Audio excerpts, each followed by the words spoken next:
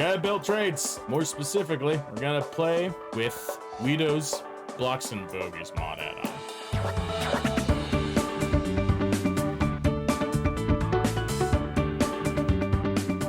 The stream is going to achieve hopefully 3 things. 1, for obvious entertainment value for me streaming this. Secondly, to do some hands-on coverage of how the Blocks and Bogies mod works, because I don't think, at least for the time being, there's anyone out there that's made an official video for how the mod works quite yet. And I'm gonna see if I can make a short video on how to handle that. And then lastly, I'm gonna show you guys how to build a train with this stuff. So strap in. If you want to make a train with the stuff that I'll be using in this stream, stay tuned and we'll go through the process. So, Blocks and Bogies. Weido's Blocks and Bogies. This is a mod add-on that predominantly focuses on adding new bogey varieties for the Create mod. More specifically, it allows us to go and use wheels that are beyond the 2 standard that were already given with the Create mod. In order to interact with the mod, firstly, you need to download it. There's multiple sources to get it, and it's only for NeoForge for Create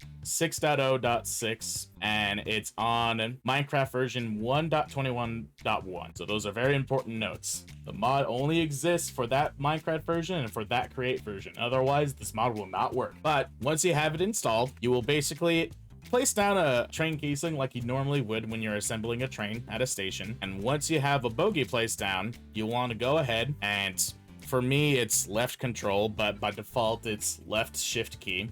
You want to crouch and right click with an empty hand. This will bring up the new UI system. From here, we have a bunch of different options.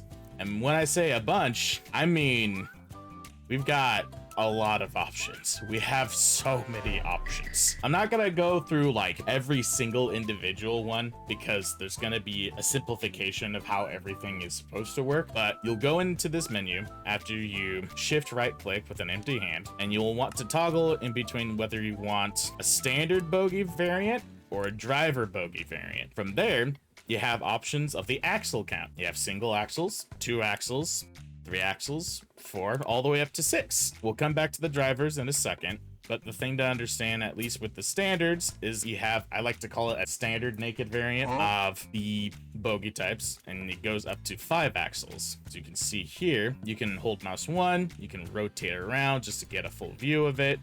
You can hold right mouse button, and then you can scroll to kind of get a close-up view on it. There's a nice little speed indication here. You simply just increase or decrease it with your mouse wheel by hovering over it, and it'll show you how fast it looks with the animation when it's in motion. In some cases, for certain bogey types, you're gonna see that there might be an alternative version that you can mess around with. For example, standard axle count 1, we have 2 variants. The default one, where the single axle wheel is going to be lined up exactly where the train casing is going to be, as well as an offset version, which, as the name implies, it offsets it. Cool, good, great. Now let's move on to the driver variants. So all the drivers will have, by default, 2 sizes, large and extra large, with the exception of the 6 axle. It is only stuck in large variant. The differences between the two is that large axle driven wheels are approximately about 1 meter tall, give or take, so like 1 block tall, whereas if you're talking about an extra large, this is about 2 blocks tall. We'll go into how that looks here in a moment, but with every single axle variant for the drivers, you have a few other variants. For example, in the 6 axle variant, you have the default length and the extended length. So far, this is the only variant that we have for the 3 axle drivers, and there is planned for potentially more variants in the future, as well as the increased bogey count. We also have valve gear variants, as well as style. So style in the context of the driver wheels is the distance from the steam chest to where the actual valve gear portions would be connected. By default, it will be automatically set to long. You can have it set to short, as you can see.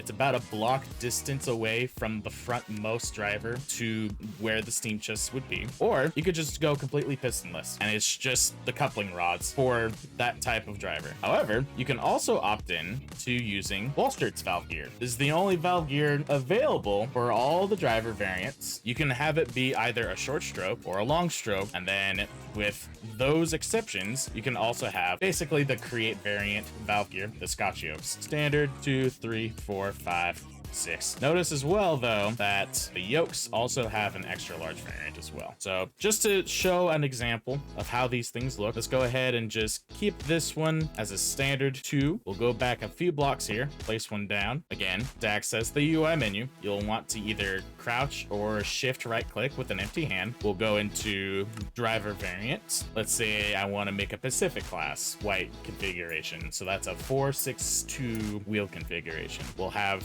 the middlemost bogie. We'll set that to extra large. We'll set that to long stroke. That's fine. We want the cool valve gear because why not? Now, perfect example here. The wheels and the direction that the steam chest will be facing are not always going to be facing the direction that you want it to. We want it to go into the frontmost direction whenever you're placing down a bogie. In order to do that, with an empty hand, simply just right click on the spot where the train casing would be placed on the track, and it'll simply rotate and correct itself. Keep in mind, however, when you go about assembling any sort of these bogies, and I tested it for the different world axes that you would be building things off of, so it doesn't matter whether or not you're building either west to east or north to south, you're actually gonna want to have the wheels oriented correctly. So what do I mean by this? Set this up. Assemble our train. As you can see, it done goofed. The steam chest did not go the way that we want to. This is a persistent bug, and hopefully that's going to get fixed in a future patch sometime in the near future. But a simple fix to this problem, all you got to do, just make it face the wrong way, and once you actually assemble the train, it will correct itself. So don't freak out if you're building a train, you're trying to see how it's going to look later on, and you assemble it and you see the steam chest literally go the opposite direction that you want it to. It's fine. It's a little annoying, but this has kind of been a persistent bug that's existed even with the extended Bogies mod. So just something to keep in mind, you know.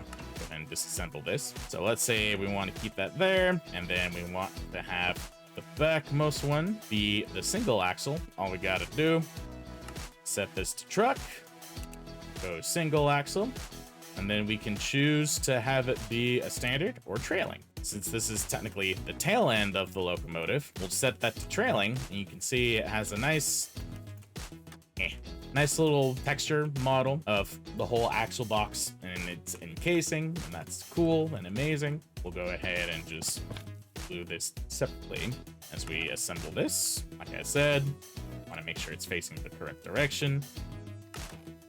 And there we go. It's basically how you would want to have the wheel set up if you want to make a traditional Pacific class steam locomotive. Another little tidbit when it comes to just an ease of use. If you so happen to find yourself in a situation where you're like, oh, I don't know if I want to use the extra large drivers. They seem a little too big, but I don't want to have to go into the menu and then just toggle through everything, like go to here, scroll here. I don't want to have to do that. That does change it if you go about a specific bogie that's placed on the track. However, a much faster way to go about changing the size of the drivers, all you gotta do, right click the track. That's it.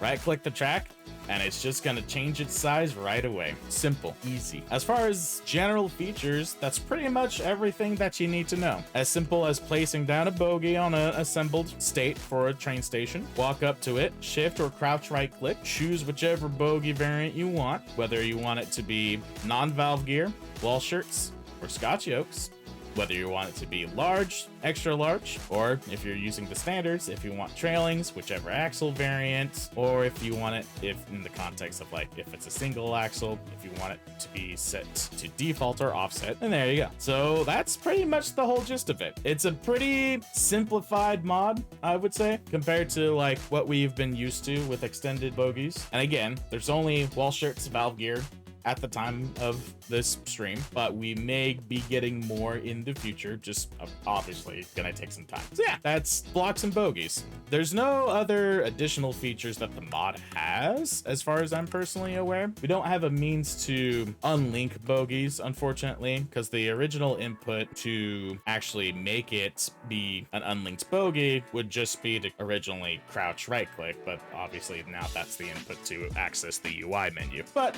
it is what it is. We may have lost a few features, but we gained more variety for the newest version of Create. And honestly, that's all right in my book.